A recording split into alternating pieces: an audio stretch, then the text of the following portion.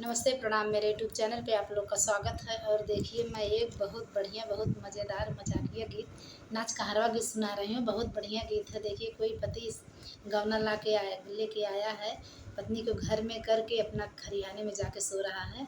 सुनिएगा गाना के माध्यम से। बहुत मस्त, बहुत बढ़िया गाना है। आप लोग को बहुत आनंद आएगा सुनने में।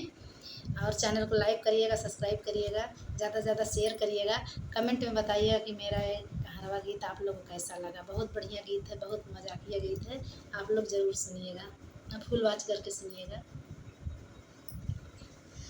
अरे जेठ बई सखवा पिया लाए मोर गवानामा, जेठ बई सखवा पियवा लाए मोर गवानामा, या फुआ त सोए पिया खेत खरिहानामा, अफुआ त सोए पिया खेत खरिहानामा, जेठ बई सखवा पियवा लाए मोर गवानामा, अरे लाए मोर गवानामा, अफुआ जसोए पियवा खेत खरिहानामा, अफुआ जसोए पियवा खेत खरिहानामा। एक दिन बोलवत्यु सजाई के बोलवत्यु सासू खाना के बहानामा, अरे खाना के बहानामा, दहिने हाथे कालर पकड़ित बाएं हाथे कानामा, दहिने हाथे कालर पकड़ित बाएं हाथ कानामा, खींच के चटकनमा मारित तोहरे समानामा, खींच के चटकनमा मारित तोहरे समानामा, जेठ बई सखा पिया लाए मोर गवानामा, अरे लाए मोर गवानामा, अफुआ जसोए पियवा खेत खरिहानामा, अफुआ जसोए पियवा खेत खरिहानामा।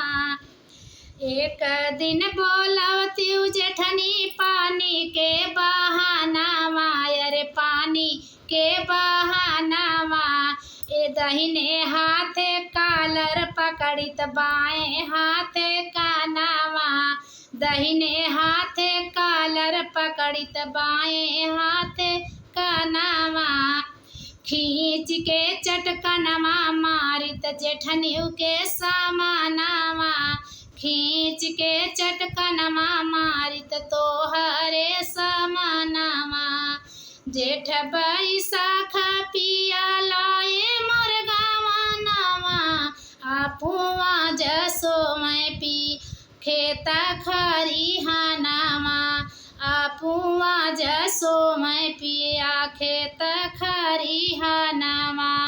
एक दिन बोलवत्यु ननदी पानी के बहानामा, अरे पानी के बहानामा, एक दिन बोलवत्यु ननदी कावनो बहानामा, अरे कावनो बहानामा, दहिने हाथे कालर पकड़ित बाएं हाथे कानामा, खींच के चटकनवा मारित तोहरे समानामा, खींच के चटकनवा मारित तोहरे समानामा, जेठ बैसाख पिया लाए मोर गवानामा, अरे लाए मोर गवानामा, अफुआ जसोए पिया खेत खरिहानामा, अपना जसोए पियवा खेत खरिहानामा।